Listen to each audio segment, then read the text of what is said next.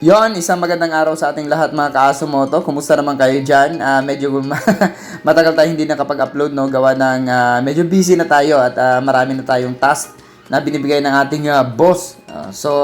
Minsan na lang tayo makapag-upload at makapaghanap ng repo. So sa mga naghahanap ng scooter dyan, meron tayong available ngayon na Click 125. Version 3 ito. Ang issue nito mga Kazumoto, nawala lang yung decals niya. Overall, napakaganda pa nito. Intact pa lahat. Walang basag, walang gasgas.